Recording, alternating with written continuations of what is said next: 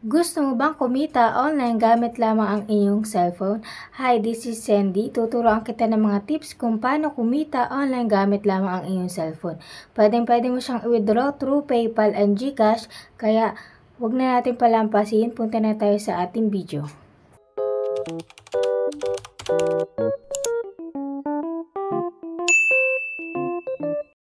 So, back tayo sa ating video, guys. So, mag-a-honest review tayo about dito kay Discomerge 2, kung legit bang nakakapag-cash out dito na $300 a day. So, ayan, meron na tayong $158.84 dito sa ating wallet, and nakuha lang natin siya dito sa paglalaro natin dito sa Discomerge. So, ayan, ay tatapat nyo lang yung kaparehas niyang emoji, guys. So, ayan, kung nakikita yun, nilalaro ko yan. So, ang kaibahan lang kasi dito, guys, is maraming ads dito. So, kailangan mong manood ng ads para i-claim yung nakuha mo ditong pera, guys.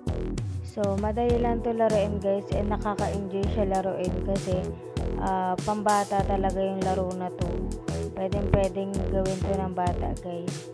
So, ayan, meron na tayong $168.14. So, ayan, nilaro ko siya and 3 days, guys. Then, so, ayan, kada laro natin dito, guys, may makukuha tayong $1.68. Basta, umaabot lang siya ng $1 kada laro mo. Tapos, and kapag i-claim mo siya, kailangan mong manood ng ads. So, ayan, kaya natagalan ako sa paglalaro nito ng 3 days. So, ayan, hindi ko na tinuloy. So, nag-honest review na ako na hindi talaga to legit si Discomerge 2, guys. Kasi, ang lalaki ng mga minimum withdrawal dito. Kasi, yung pinaka minimum withdrawal dito is $5,000.